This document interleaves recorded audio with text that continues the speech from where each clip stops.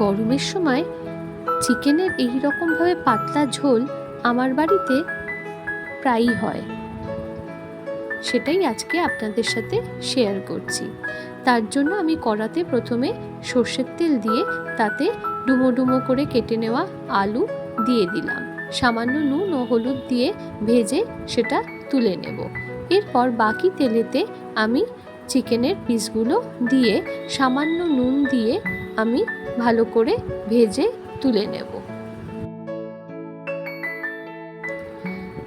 চিকেনটা ভাজা হয়ে যাবার পরে আমি এরপর চিকেনগুলোকে তুলে একটা অন্য জায়গায় রেখে দিচ্ছি।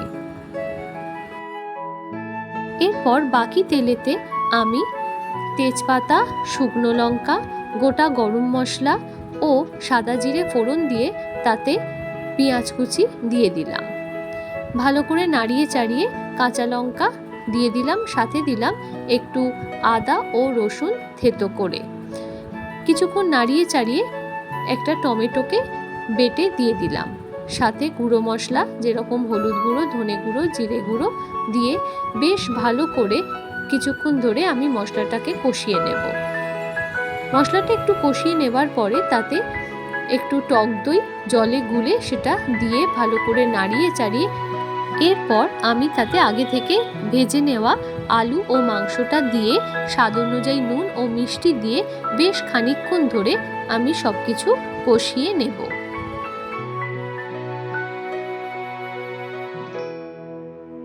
মাংসটা ভালো করে কষানো হয়ে এলে এরপর আমি তাতে হালকা গরম জল দিয়ে দিলাম, ভালো করে নাড়িয়ে চাড়িয়ে 10 মিনিটের জন্য ঢাকা দিয়ে দিলাম।